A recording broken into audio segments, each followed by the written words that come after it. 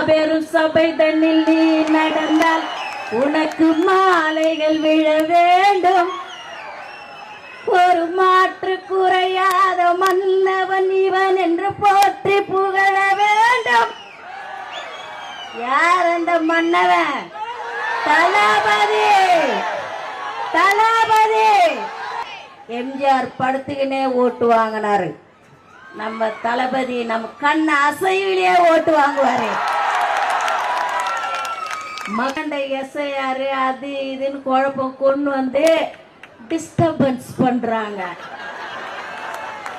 ஏன் நான் முதல்ல ஒரு சாரு அவர் இன்னும் கண்டுபிடிச்சாங்களே, கண்டுபிடிக்க தெரியல. வீதிக்கு வீதி, வீட்டுக்கு வீடு, மக்கள் விரும்பும் முதல்வர் வேட்பாளர் தளபதி.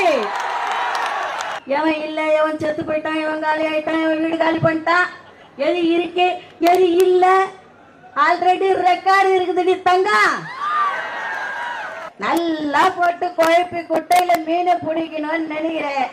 ஒண்ணுமே கிடைக்காது, அடி சேரு கூட கிடைக்காது. ஜல்ச்சி எடுத்துருவோம், நாங்க ஜல்ச்சி எடுத்துருவோம். திருடாதே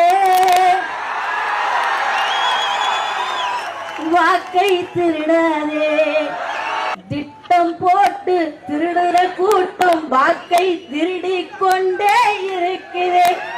திருடனா பார்த்து திருந்த விட்டா திருட்டை ஒழிக்க முடியாது. திட்டு ஓட்டு போறோம்னா லபக், செத்து போயிட்டு போதா லபக், புச்சி புச்சி இழுத்து வைக்கணும். நான் இப்படிதான் பேசுவேன், எனக்கு இலக்கமாலாம் பேச தெரியாது, இப்படித்தான் பேசுவேன். ஏன்னா நான் வந்து ஸ்லம்மு, நான் இப்படித்தான் பேசுவேன்.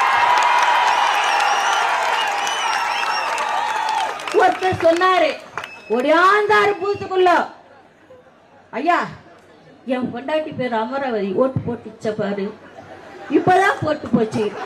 ஐயோ அப்படின்ச்சு. என்னன்னு கேட்டா 4 வருஷம் ஆச்சு அது செத்து. ஆனா எலெக்ஷன் அப்ப கரெக்டா ஓட்டு போட்டு என்ன பார்க்காம கூட போதியா